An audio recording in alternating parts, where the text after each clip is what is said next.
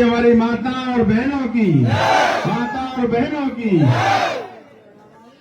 आज यहाँ पर इस कार्यक्रम में यहाँ पर उपस्थित सभी पितातुल बुजुर्गण, माताएं, बहनें, नौजवान साथियों और मीडिया के मित्रों और बच्चों,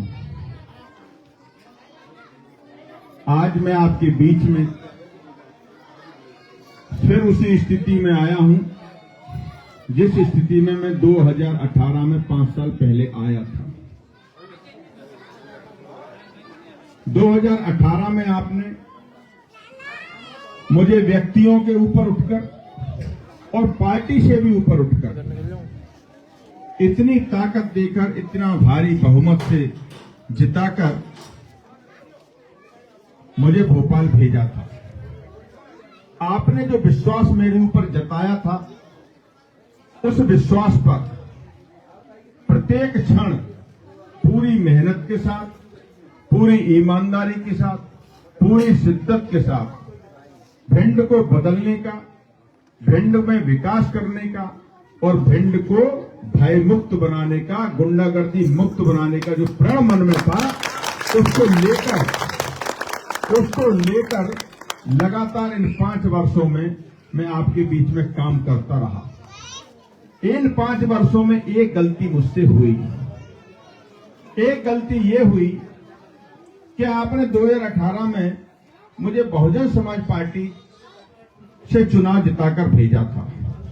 आपने किसी पार्टी को नहीं जिताया था, आपने संजू को जिताया था और बहुजन समाज पार्टी को जिताया था।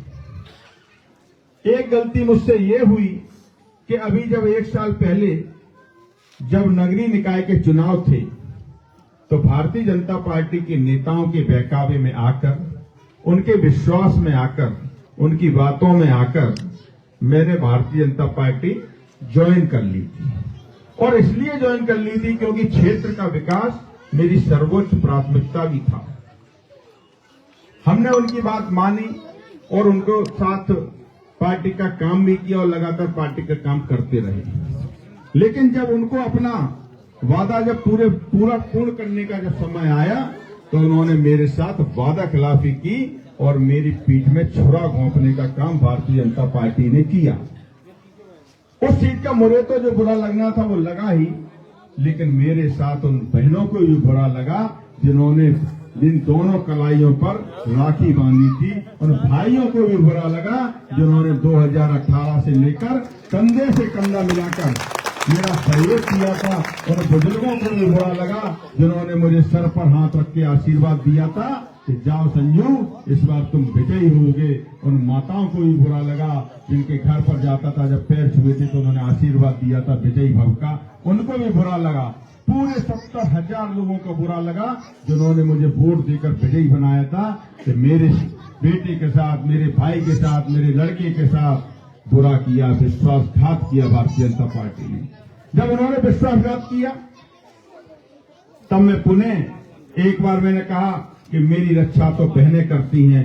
कहते हैं कि अगर एक रक्षा सूत्र किसी भाई की कलाई पर बहन के द्वारा बांधा जाता है तो वो रक्षा सूत्र जीवन भर उसकी रक्षा करता है। तो मेरे दोनों हाथों पर हजारों बहनों ने रक्षा सूत्र बांधा था और फिर उसी रक्षा सूत्र की खातिर एक बहन फिर आगे आई, मेरे आत्मसम्मान को बचाया, मेरे स्वाभिमान को बचाया। और उस बहन का नाम है बहुजन समाज पार्टी की राष्ट्रीय अध्यक्ष बहन मायावती। हमने उनसे माफी मांगी जाकर। मैंने कहा मुझसे गलती हो गई, भूल हो गई। उन्होंने कहा कोई बात नहीं, अभी तुम नए हो, अभी तुम उभर रहे हो, उभरते हुए लड़के हो, कोई बात नहीं, अगर भूल हो गई तो कोई बात नहीं, आगे गलती मत करना, लेकिन जाओ, एक बार मैं तुम्हें फिर से विधानसभा का टिकट देती हूँ। और उन्होंने मेरे स्वाभिमान को बचाने का काम किया, उन्होंने मुझे सम्मान दिलाने का काम किया और एक बार बने अपना टिकट देकर बहुजन समाज पार्टी का प्रत्याशी यहां से बनाया। मैं कहना सिर्फ ये चाह रहा हूं आपसे कि इन 5 सालों में हमारे यहां जो भी आया, या हमको जानकारी भर लग गई कि यहाँ पर ये परेशानी है, हमने 5 सालों में उस परेशानी को दूर करने का काम किया। आप देख रहे होंगे जहाँ पर जिस रोड पर आप कार्यक्रम हो रहा है, क्या 5 साल पहले इस कार्यक्रम इस रोड पर हो सकता था? बिल्कुल नहीं, बिल्कुल नहीं। कोई चल सकता था क्या? महावीर नगर की स्थिति तो गांव से ही बदतर थी।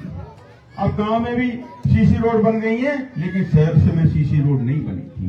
कागजों में बनती थी यहाँ पर सीसी रोड है, लेकिन कभी धरातल पर सीसी रोड बनती नहीं थी, कभी काम होते नहीं थे, डंबर की रोडें बनती नहीं थी, लाइटें लगती नहीं थी, क्योंकि चिंता नहीं थी। क्योंकि ये जो मोहल्ला है ये हम लोगों का मोहल्ला है, काम करने वालों का मोहल्ला है, इन बातों की कोई चिंता करता नहीं था, क्योंकि बड़े बड़े लोग हैं। कौन जाता था भाई? जो विधायक रहे उनके दरवाजे पे मुझे तो नहीं लगता हमारी कोई बहन जाती होगी, क्योंकि वहां उनको सम्मान नहीं मिलता था, क्योंकि सम्मान देना जानते नहीं वो लोग। हमारा घर है, अपना घर समझ के आती है, अपना अधिकार समझ के आती है और मुझसे लड़ती हैं कि तुमको ये काम करना पड़ेगा, अभी करना पड़ेगा, ये जरूरी है। हम परेशान होते हैं कि नहीं होते? अपना अधिकार समझ के आती है कि नहीं आते हैं आप लोग? आपका सम्मान, आपका आत्मसम्मान और आपकी सुरक्षा की जिम्मेदारी हमारी है, और उस हमने पूरी गारंटी दी थी। और इन 5 सालों में कोई भी हमने गुंडागर्दी या होली नहीं की। एक वो समय था भिंड में, एक वो भी समय था भिंड में जब 6 बजे 7 बजे बस स्टैंड पे रिक्शा मिलना बंद हो जाता था। गलत तो नहीं कह रहे? आप अपने बच्चों से कहती थी कि बेटा आप बाहर मत जाना, बाहर का माहौल खराब है, कहती थी कि नहीं कहती थी? तो हाथ उठा के कहो, कहती थी।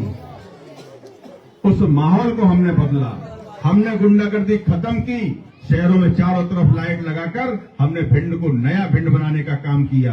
अब लाइटों से लोगों को दिक्कत होने लगी। इन लोगों ने लाइटें क्यों लगवाई? अरे भाई हमने लाइटें इसलिए लगवाई आप गुंडागर्दी नहीं कर सको, आज चोरी चकाटी नहीं कर सको, आप लूटपाट नहीं कर सको, इसलिए हमने लाइटें लगवाई। और उन लाइटों के प्रकाश में चाहे सुबह हो, चाहे शाम हो, चाहे रात को 12 बज रहे हो, हमारी माताएं बहनें नौजवान साथियों बुजुर्ग गौरी किनारे 12-12 बजे तक घूमती हुए मिल जाती हैं निर्भीक होकर, लेकिन उनको कोई टोकने वाला नहीं होता। हमने ये कमाया। हाँ, ये मेरी गलती हो सकती है, इन्होंने मेरा टिकट काटा कि हम भिंड में 100 बिस्तर का अलग से अस्पताल बनवा रहे हैं, भिंड में एक मेडिकल कॉलेज ला रहे हैं, भिंड में नगर पालिका को नगर निगम बनवाया हमने भिंड में, और भिंड में चारों तरफ हमने काम करवाया। भिंड के राजा बनखंडेश्वर महाराज का मंदिर का जीर्णोद्धार का कार्य चल रहा है। यहाँ के जो नौजवान इस देश की सीमा की रक्षा पर अपनी जान की बाजी लगा देते हैं, उनके सम्मान में, उनके परिवार के सम्मान में शौर्य स्मारक का निर्माण चल रहा है, बहुत जल्दी वो पूरा होगा। हमने भिंड को नई दिशा देने का एक काम किया, जो शायद भारतीय जनता पार्टी के लोगों को पचा नहीं, उनके नेताओं को पचा नहीं। लेकिन मैंने कहा कि अगर मेरे साथ गलत किया तो हमारी बहनों की जो दुआ है वो हमारे साथ है, और उसी के तहत एक बहन ने हमको फिर से संबल प्रदान किया, एक बहन ने हमको फिर से सहारा दिया। मैं आप इतनी बड़ी संख्या मेरी बहनें बैठी हैं, मुख्यमंत्री का कार्यक्रम होता है पर कई बसें लगती हैं, कई व्यवस्थाएं होती हैं, तब इतनी संख्या नहीं होती। इस भाई की कलाई पर रक्षा सूत्र बांधने के लिए पूरे शहर से बहनों ने लाइन लगा दी, वहां पर इतनी बड़ी संख्या में बहनें आई, और ऐसे नहीं आई,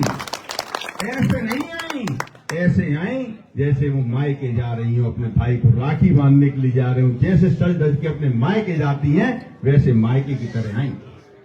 ये मेरी ताकत है। तो जब इतनी बहनों का आशीर्वाद, इतनी बहनों के दुआ मेरे साथ है, तो इन लोगों के षड्यंत्र मुझे मारने वाले नहीं है। मैं मरने वाला नहीं हूं, क्योंकि इन बहनों की दुआ मेरे साथ है। बस मेरा आपसे यही निवेदन है, चुनाव की घड़ी है, आपके बीच में तरह तरह के लोग आएंगे, तरह तरह की बातें करेंगे, लेकिन अब चुनाव है तो सारी बातें करेंगे।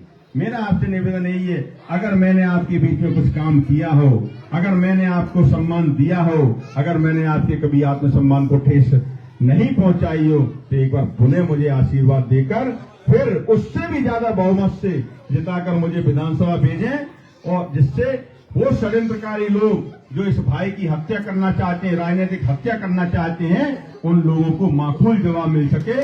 आप लोग तैयार हैं? सभी आप लोग तैयार हैं? हाथ उठा के बताओ सभी लोग। पीछे वाले भाई लोग, बीच वाले नहीं उठा रहे हैं, सभी लोग तैयार हैं? सभी लोग तैयार हैं? बहुजन समाज पार्टी जिंदाबाद, बहुजन समाज पार्टी जिंदाबाद।